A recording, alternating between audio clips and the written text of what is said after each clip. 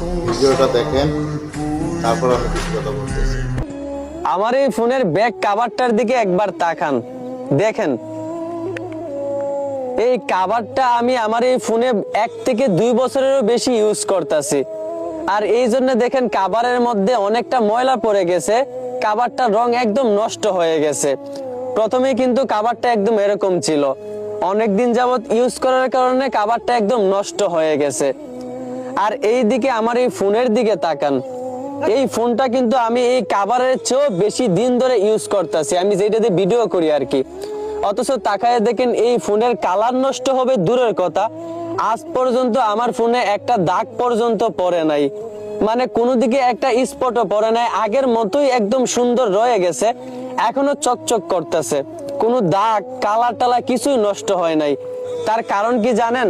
তার একমাত্র কারণ হচ্ছে এই ব্যাক কভারটা। আমার এই ফোনের মধ্যে ময়লা হওয়া, দাগ পড়া, যত ধরনের ক্ষতি আছে তত ধরনের ক্ষতি থেকে আমার এই ফোনকে রক্ষা করেছে এই ব্যাক কভারটা।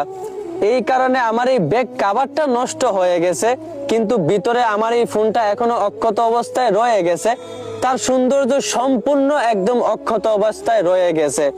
ঠিক তেমনি প্রত্যেকটা মেয়েও যদি এই মোবাইলের মতো নিজেকে পর্দায় ঢেকে রাখতে পারে, তাহলে কোনো দিন ওই মেয়ের চরিত্রে দাগ পড়বে না। হয়তো তার বুরকায় দাগ পড়বে, হয়তো তার বুরকায় পুরুষের খারাপ নজর পড়বে, কিন্তু বুরকার ভিতরে তার চরিত্র অক্ষত অবস্থায় থেকে যাবে, তার সৌন্দর্যে কোনোদিন দাগ পড়বে না। পুরুষের যত ধরনের খারাপ নজর, যত ধরনের চরিত্রে দাগ পড়া ছিল, ওই দাগটা বুরকার ওপর পড়বে, তার চরিত্রে পড়বে না। আশা করি আমি আপনাদেরকে যেটা বুঝাইতে চাইছি আপনারা বুঝতে পারছেন। বুঝে থাকলে ধন্যবাদ।